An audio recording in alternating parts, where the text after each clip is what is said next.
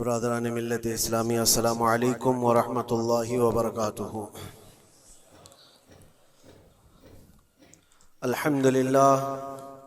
अल्हम्दुलिल्लाहिल हन्नानिल mannan अल्लज़ी खलक़ल इंसान व अल्लमहुल बयान वस्सलातु वस्सलामु अला रसूलिही सय्यिदिल इंसी वल जान व अला आलिही व अस्हाबिही ज़विल खैरि वल इहसान। अम्मा बअद फ़अऊज़ु बिल्लाहि मिनश शैतानिर रजीम। बिस्मिल्लाहिर रहमानिर रहीम। वज़ुरिबत अलैहिमुज़्ज़िल्लतु वल मस्कनतु वबाऊ बिग़ज़बिन मिनल्लाह ज़ालिक बिअन्नहुम कानू यकफ़ुरून बिआयातिल्लाहि व यक़्तुलूनन नबिय्यीन बिग़ैरि हक़्क़ ज़ालिक बिमा असौ व कानू यअतदून। सदक़ल्लाहु मौलानल अज़ीम। बारगाह रिसालत मुआब सल्लल्लाहु अलैहि वसल्लम में दुरूद पाक का हदिया पेश कर लें। अल्लाहुम्मा सल्लि अला सय्यिदिना व मौलाना मुहम्मदिन मअदनिल जूदि वल करम व आलिहि व अस्हाबिहिल किराम व इब्निहिल करीम व बारिक व सल्लिम सलातन दाइमतन सरमदन अबदा। इकबाल ने कहा है, सतीजा कार रहा है अज़ल से ता इमरोज़, शरारे बूलहबी से चराग़े मुस्तफ़वी। मतलब ये है कि शुरू के दिनों से ही इस कायनात में, इस दुनिया में एक मारका चलता आ रहा है। मारका मतलब जंग, मुकाबला। वो किस चीज का है? इकबाल कहता है, सतीजा कार रहा है अज़ल से ता इमरोज़, शुरू से लेके आज तक एक मुकाबला चलता आ रहा है। वो मुकाबला किसका है? शरारे बूलहबी से चराग़े मुस्तफ़वी का। मुस्तफ़ा करीम सल्लल्लाहु अलैहि वसल्लम की चिराग की रोशनी का मुकाबला अबू लहब की शरारतों के साथ। तो एक तो ये कि इस्तिआरा है, इससे पहले भी फिरौन और मूसा का, नमरूद और इब्राहीम का अलैहिस्सलाम, ये मुकाबला इस रुए अर्दी पर चलता रहा और हक व बातिल के मारके होते रहे और होते भी रहेंगे। फी ज़माना हम जो हालात देख रहे हैं पूरी दुनिया में, आज जंगों के हालात जो पेश किए जा रहे हैं, लोग तो अब ये खबरें ऐसे सुन रहे हैं, किसी के यहाँ बम गिरने की, मिसाइल गिरने की, तो ऐसा लग रहा है जैसे बच्चे पटाखे फोड़ रहे हैं। लोग यहाँ खबरें लेकर के मजे ले लेते हैं, फिर फॉरवर्ड कर देते हैं। मौत इतनी आसान हो गई है कि अल्लाह के नबी सल्लल्लाहु अलैहि वसल्लम ने 1400 साल पहले ये इरशाद फरमाया था कि एक ज़माना आएगा कि हरज बढ़ जाएगा। तो सहाबा ने पूछा था, ये हरज क्या है? तो हुजूर अकरम सल्लल्लाहु अलैहि वसल्लम ने इरशाद फरमाया था कि कत्ल बहुत ज्यादा होगा। एक दूसरे का कत्ल इतना ज्यादा होने लगेगा कि लोग उसकी परवाह भी नहीं करते। आज मुझे आज बताओ, दुनिया पूरी बहुत सारे इश्यूज पर बैठकें कर रही है, ग्लोबल वार्मिंग पे है, दुनिया में इन्वायरमेंट की चेंजिंग पर, मौसम का तापमान बढ़ रहा है, इस पर मीटिंगें हो रही हैं, बड़ी बड़ी तंजीमें बैठती हैं। ये ढकोसला है ये दुनिया का, ये मगरिबी दुनिया, वेस्टर्न कंट्रीज का दिखावा है। ये एनिमल लवर्स को भी बाहर लेकर के आते हैं, उनको बहुत ज्यादा कवरेज दिया जाता है। ये कुत्ते से प्यार करने वाला है, ये मुर्गी से प्यार करने वाला है। जालिमों, 40,000 नहीं 50,000 लोगों को फिलिस्तीन में तुमने ना हक मार दिया, उस पर कोई बैठक नहीं करते। मौत इतनी आसान है इंसानों की। जंग जिससे है, मुकाबला जिससे है, तुम्हारा आपस में बराबर की ताकत का मुकाबला हो तो समझ में आए कि एक दूसरे की फौजों से मुकाबला है। इधर की फौज भी मर रही, उधर की फौज भी मर रही है, लेकिन निहत्ते बच्चों का क्या कसूर? बल्कि वो गोद में आए हुए अभी जिन्होंने शऊर की आंखें भी नहीं खोली, दूध पीते बच्चों के जो कत्ल हुए हैं। तारीख में आपने पढ़ा होगा, फिरौन ने 12,000 बच्चों का कत्ल किया था, सिर्फ इस गुमान से कि उसने ख्वाब देखा था बनी इसराइल में एक बच्चा पैदा होगा जो उसकी सल्तनत को हिलाक कर देगा। ख्वाब की वजह से काहिनों ने उसको बताया था, उसने ख्वाब ये देखा था कि आसमान से एक तारा टूटकर उसकी गोद में गिरा और आग लग गई। तो नजूमियों ने उसकी ताबीर ये बताई थी कि बनी इसराइल में एक बच्चा पैदा होगा जो तेरी सल्तनत को हिलाक कर देगा। उस डर से बनी इसराइल में जो भी बच्चा पैदा होता उसको कत्ल करता था। उसने तकरीबन 12,000 बच्चों को कत्ल कर दिया था, इस डर से कि वो बच्चा तो ना पैदा हो जाए जो मेरी सल्तनत को हिलाक करने वाला है। और वो मूसा अलैहिस्सलाम थे, पैदा भी हुए और फिरौन के घर में ही पले। अल्लाह का निजाम है। लेकिन मैं यहां इसलिए बता रहा हूं, फिरौन जुल्म में पूरी दुनिया में मशहूर है। वह औरतों को भी जालिम इस तरह से मारा है कि जिसकी तारीख में मिसाल नहीं मिलती। लेकिन मैंने अपनी जिंदगी में देखा, आज के जमाने में इजराइल नाम से एक नाजायज हुकूमत पर काबिज शख्स ने 12,000 नहीं 50,000 लोगों को साल भर में कत्ल कर दिया। ये तारीख का भयानक चेहरा है। आज लोग इसको हल्के में ले रहे होंगे, न्यूज वाले एक तरफा रिपोर्ट करते हैं क्योंकि इनको इनके बाप दादाओं से डर है, जहां की खाते हैं वहां की गाते हैं। लेकिन बाद को ये सच्चाइयां जनरेशन में मुंतकिल होती रहेंगी। कभी तो आएगा कोई इंसाफ की नजर रखने वाला। और इंसानियत का कत्ल कितना बड़ा कत्ल है। एक शहर के 50,000 लोगों को कत्ल कर देना, और ऐसे कि वहां की इमारतें पूरे राख के मलबे में चली गई। सदियां लग जाती एक शहर को बसने में, एक घर को बनाने में आदमी की अपनी जिंदगी गुजर जाती है। क्या क्या अरमानों से घर बनाते हैं, लेकिन एक पल में किसी का घर उजाड़ दिया, उसके सामने तड़पते हुए उसके बाप की लाश हो, मां की लाश हो। वो तस्वीरें क्या आपने नहीं देखी कि एक बाप छोटी सी बेटी को लेकर के दौड़ रहा है तो उसका बेटा अलग पैर और हाथ जले हुए बम से तड़प रहा है। वो किसके दर्द को देखे। यहां तक कि मैंने देखा कि बेटी को बाप ये नसीहत कर रहा है, थोड़ा और सब्र कर ले बेटा, शहादत मिलने वाली है। कौन करता है मौत से पहले अपने बच्चे को इतनी तलकीन कर दे। हालात ऐसे। दूसरे एक कि वहां पर खाने पीने की ऐड कोई जा नहीं सकती, उस पर पाबंदी। दवाइयां ना जाए, उस पर पाबंदी। दुनिया का कोई कानून इस चीज को जायज ठहराता है? मुझे बताओ, आतंकवाद का राग अलापने वाले इन बातों को क्या कहेंगे? इंसानियत अगर कहीं है तो उसका तस्वुर तो करो। किसी के फंडामेंटल राइट्स होते हैं, बेसिक राइट्स होते हैं, खाना पीना, ये उसका इंसानी हक है। दुश्मनी तुमसे जिनकी है उनके साथ मुकाबला करो, आम शहरियों के साथ नहीं। मुखबिर सादिक रसूल अकरम सल्लल्लाहु तआला अलैहि वसल्लम की तालीमात देखो। जिहाद को लेकर जो प्रोपेगेंडा तुम फैलाते हो और हर चीज को जिहाद का लफ्ज दे करके एक ऐसा नैरेटिव क्रिएट करते हो कि लोगों के दिमाग में एक प्रोपेगेंडा फैल जाए। आओ मैं तुम्हें सुनाता हूँ, रसूल पाक सल्लल्लाहु तआला अलैहि वसल्लम जब सहाबा जिहाद में जाते तो उनको किन बातों की तलकीन करते थे। सबसे पहले मुजाहिदीन सहाबा से कहते, जिस जगह तुम जा रहे हो मुकाबला तुम्हारा जिनके साथ है उन्हीं से मुकाबला करना। जो तुम्हारे खिलाफ तलवार उठाए उसके खिलाफ तुम तलवार उठाओ। और रास्तों पर बैठे हुए बूढ़ों को हाथ ना लगाना, किसी औरत के साथ छेड़छाड़ ना हो। हामला औरतें अगर कैद में आ जाएं तो उन्हें छोड़ देना। ये हुजूर पाक सल्लल्लाहु अलैहि वसल्लम की तालीमात है।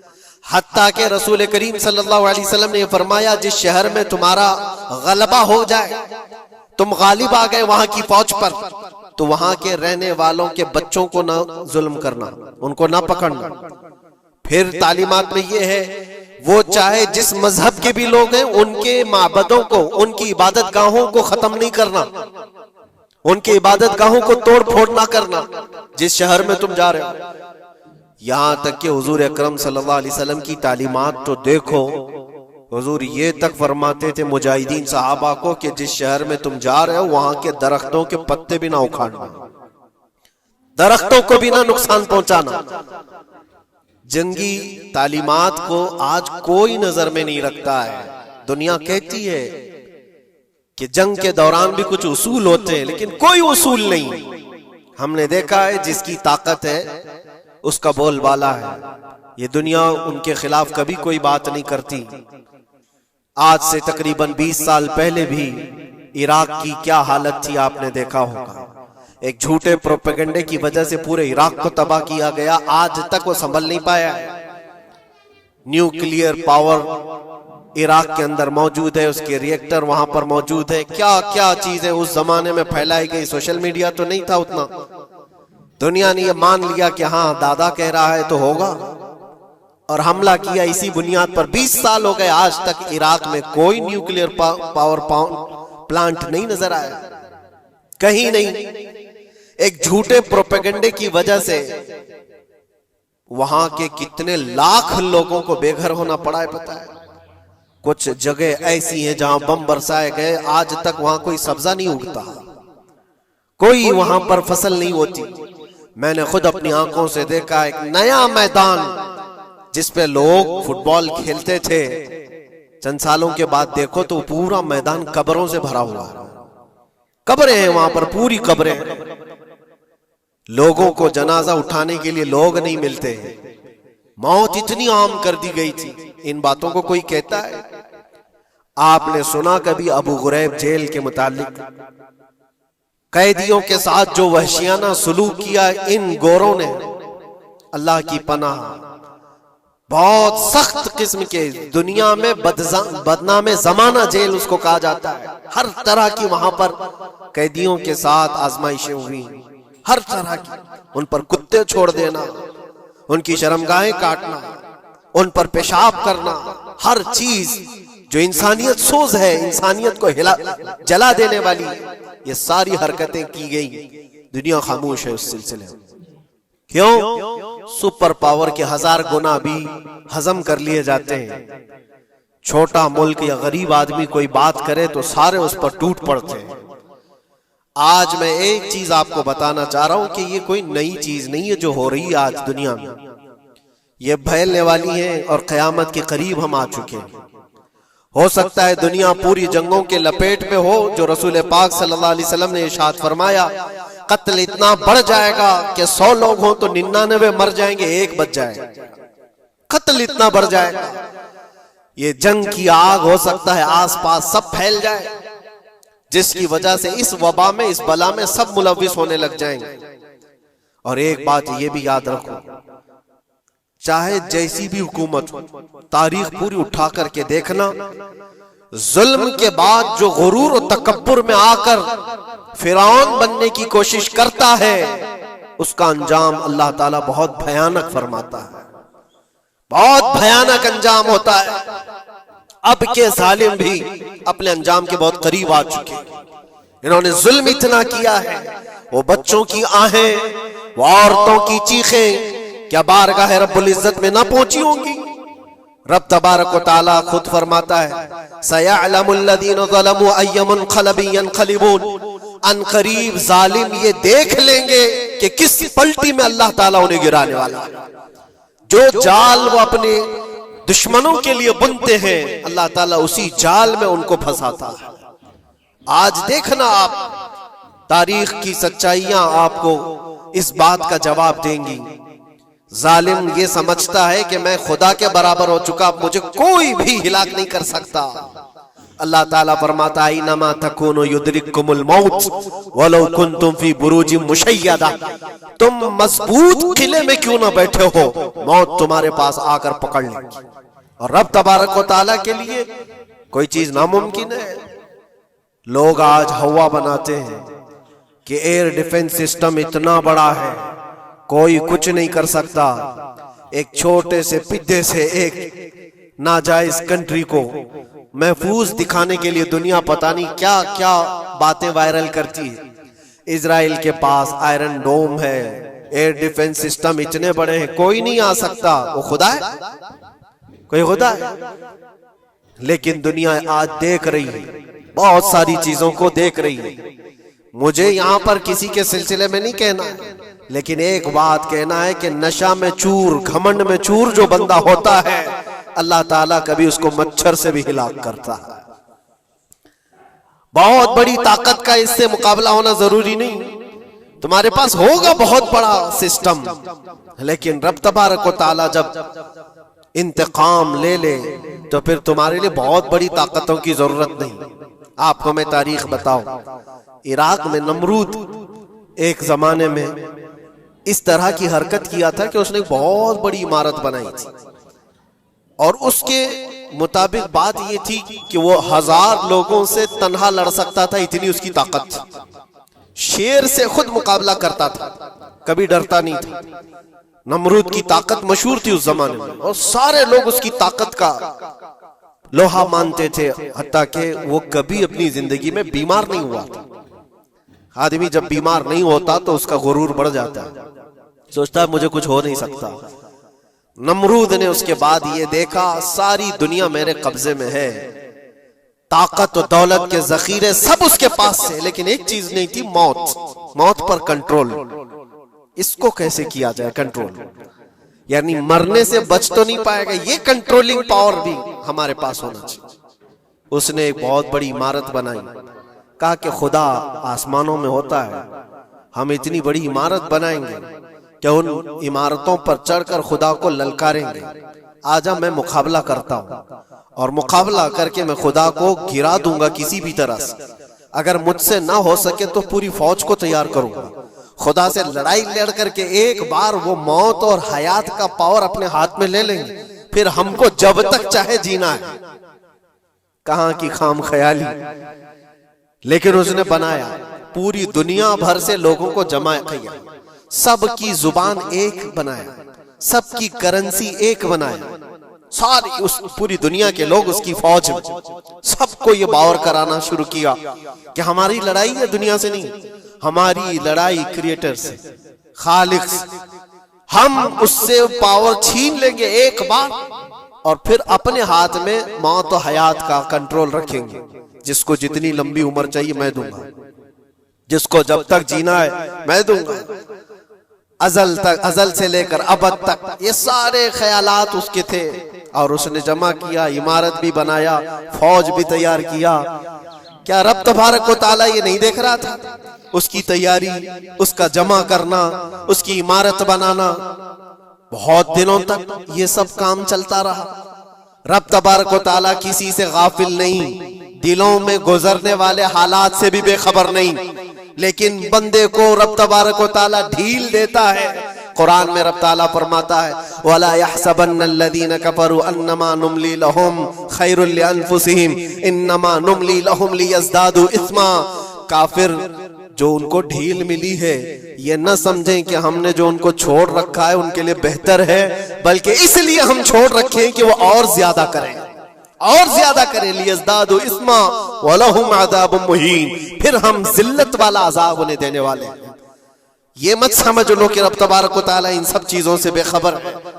नमरूद इतना सब करता रहा, अल्लाह ने उसको छोड़ रखा। बना ले, लंबी इमारत बना, फौज भी बना ली, सारी चीजें बना लिया, मुकाबले के लिए उसने दिन भी तय कर लिया।